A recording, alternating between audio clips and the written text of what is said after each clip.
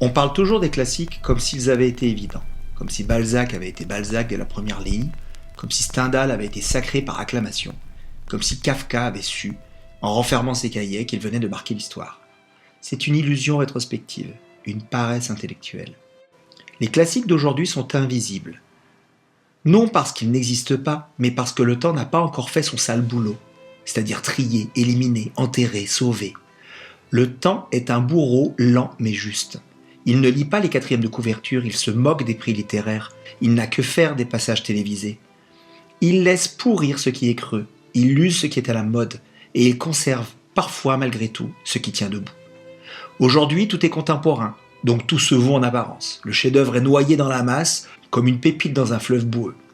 On ne la voit pas, on la piétine peut-être. J'en suis convaincu, j'ai lu des chefs-d'œuvre du futur.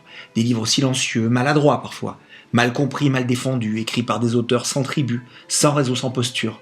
Des livres qui ne criaient pas assez fort à l'époque, qui n'avaient pas la bonne cause, pas le bon ton, pas le bon tempo.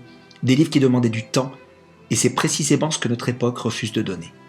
Car nous vivons sous la tyrannie de l'immédiateté. Tout doit être jugé vite, classé vite, consommé vite.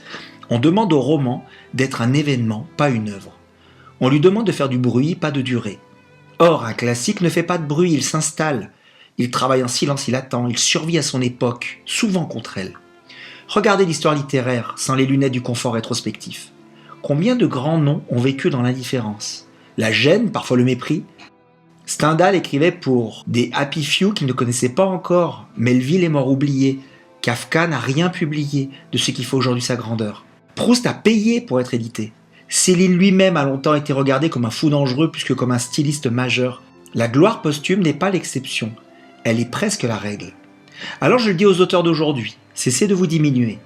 Cessez cette comparaison servile et stérile avec les géants du passé, comme si vous écriviez sous leur ombre écrasante. Vous ne jouez pas dans la même temporalité. Eux ont déjà été filtrés par un siècle de lecture, de rejet, de relecture. Vous êtes encore dans le tumulte, dans la poussière, dans le brouhaha. La comparaison est injuste et surtout absurde. Votre livre n'est pas moins grand parce qu'il n'est pas reconnu. Il est simplement trop proche, trop vivant, trop présent. Le temps n'a pas encore fait son œuvre de fossoyeur et de sacralisateur. Les archives du futur sont inconnues, personne ne sait ce qui restera. Personne, ni les critiques, ni les jurys, ni les algorithmes. Pourquoi votre livre ne serait-il pas un chef-d'œuvre ignoré par l'immédiateté? Pourquoi serait-il condamné à l'insignifiance sous prétexte qu'il n'a pas trouvé son public tout de suite? La littérature n'est pas un sprint, c'est une érosion. Elle gagne par usure, pas par explosion. Écrivez donc sans vous excuser. Écrivez sans vous mesurer à des statuts déjà figés. Écrivez comme si le futur existait parce qu'il existe.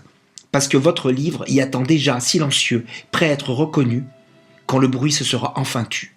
Je vous remercie.